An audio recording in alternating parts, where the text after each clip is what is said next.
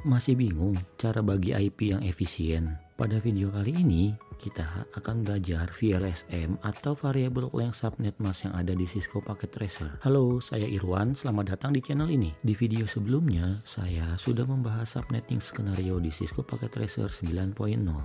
VLSM atau Variable Length Subnet Mask adalah teknik subnetting Cisco yang memungkinkan penggunaan subnet mask yang berbeda-beda untuk subnet jaringan yang sama. Ini mengoptimalkan efisiensi alamat IP versi 4 dengan menyesuaikan ukuran subnet berdasarkan jumlah host yang dibutuhkan, mengurangi pemborosan IP dibandingkan model FLSM atau Fixed Length Subnet Mask. Konsep utama dari VLSM berbeda dengan FLSM. Subnet mask yang digunakan tidak kaku. VLSM dapat melakukan efisiensi IP karena memungkinkan pembagian jaringan yang kompleks lebih presisi. Sangat penting untuk kalian dalam desain jaringan Cisco yang kompleks untuk menghemat ruang alamat IP. Dalam penerapan VLSM, kalian dapat urutkan kebutuhan host dari yang terbesar ke yang terkecil. Contoh penggunaan VLSM Cisco, misalnya, kalian memiliki subnet utama 192.168.10/24 dan perlu membaginya untuk 3 cabang dengan kebutuhan host yang berbeda. Cabang A membutuhkan 100 host, maka dapat menggunakan prefix size /25.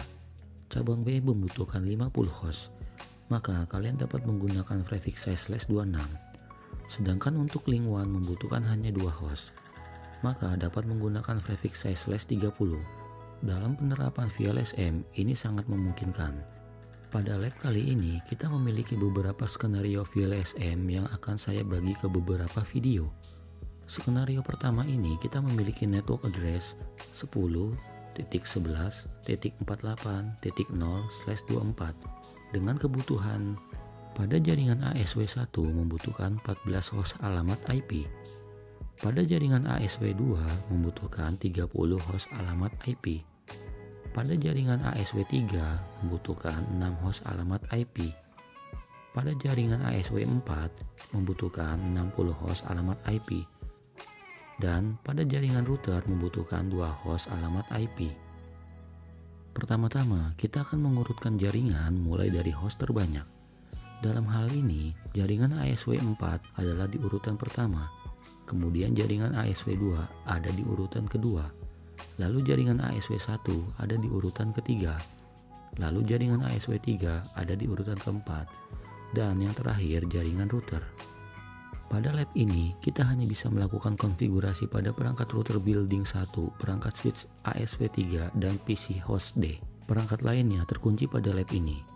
Kita akan melengkapi terlebih dahulu tabel pengalamatan. Kita akan membuka website Subnet Calculator di www.calculator.net. Lalu scroll ke bawah untuk melihat tabel tipikal subnet. Jaringan ASW4 membutuhkan 60 host alamat IP di mana kita lihat kita bisa menggunakan prefix size /26. Kita akan mulai mengkalkulasi network address 10.11.480 menggunakan prefix size /26. Lakukan kalkulasi dan kita akan menemukan informasi pada tabel prefix size /26. Di sini kita melihat pada network address 10.11.480/26 dapat digunakan alamat IP 10.11.481 sampai dengan 62. Kita akan gunakan alamat IP urut pertama untuk router building 2 di interface Gigabit Ethernet 0/1. Selanjutnya kita akan menggunakan alamat IP urut kedua untuk perangkat switch ASW4 di interface VLAN 1. Dan kita akan gunakan alamat IP urut terakhir untuk perangkat PC host D. Selanjutnya, pada jaringan ASW2 membutuhkan 30 host alamat IP. Kita bisa menggunakan prefix size /27. Kita akan mulai melakukan kalkulasi pada network address 10.11.4864 menggunakan prefix size /27. Lakukan kalkulasi dan kita akan menemukan informasi pada tabel prefix size /27. Di sini kita melihat pada network address 10.11.48.62/27 dapat digunakan alamat IP 10.11.48.67 sampai dengan 94. Kita akan gunakan alamat IP untuk urut pertama untuk router building 1. Digunakan di interface Gigabit Ethernet 0/1. Selanjutnya, kita akan menggunakan alamat IP urut kedua untuk perangkat switch ASW2 di interface VLAN 1. Dan kita akan gunakan alamat IP urut terakhir untuk perangkat PC host B. Kalian dapat melanjutkan untuk melakukan kalkulasi untuk jaringan ASW1, ASW3, dan router. Berikut hasil kalkulasi yang sudah saya lengkapi di tabel pengalamatan. Jika sudah, selanjutnya kita akan melakukan konfigurasi. Buka perangkat router building 1, jalankan perintah untuk melihat ringkasan status interface dan alamat IP. Ketik Xiao IP interface brief. Kita akan menemukan informasi bahwa interface gigabit Ethernet 0/0 dan 0/1 belum dikonfigurasi. Silakan masuk ke interface gigabit Ethernet 0/0 lalu berikan alamat IP 10.11.48.97 dengan subnet mask 255.255.255.240. Lalu aktifkan interface. Kemudian masuk ke gigabit Ethernet 0/1. Lalu berikan alamat IP 10.11.48.65 dengan subnet mask 255.255.255.224. Lalu aktifkan interface. Dengan melakukan konfigurasi pada perangkat router, kita sudah mendapatkan nilai 46%. Selanjutnya, kita akan melakukan konfigurasi pada perangkat switch ASW3. Buka perangkat switch ASW3. Silakan masuk ke interface VLAN 1. Lalu, berikan alamat IP 10.11.48.114 dengan subnet mask 255.255.255.248. Lalu, jangan lupa untuk aktifkan interface. Kemudian, kalian juga lakukan konfigurasi pada default gateway menggunakan alamat IP 10.11.48.113.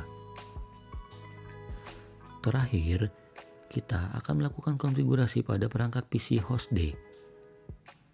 Buka perangkat PC host D lalu masuk ke desktop, kemudian pilih IP configuration. Pada bagian IP address, isi alamat IP 10.11.48.62, subnet mask 255.255.255.192 dan default gateway 10.11.48.1.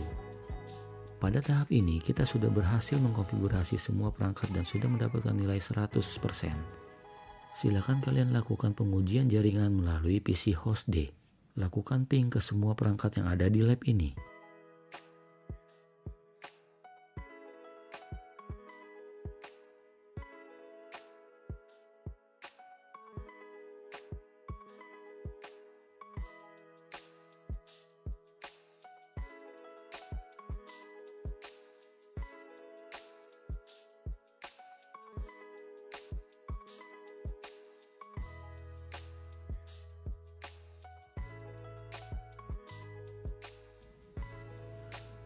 Jika kalian sudah dapat melakukan ping ke semua perangkat yang ada di lab ini, selamat, jaringan yang kalian konfigurasi sudah berhasil terkoneksi dengan baik. Demikian untuk video kali ini, belajar VLSM atau Variable Length Subnet Mask yang ada di Cisco Packet Tracer. Pada video berikutnya, kita akan belajar membangun jaringan VLSM dari nol dan melakukan konfigurasi untuk semua perangkat jaringan. Jika video ini bermanfaat, jangan lupa like, komen, dan subscribe agar kalian tidak ketinggalan materi berikutnya. Saya Irwan, terima kasih dan sampai jumpa di video selanjutnya.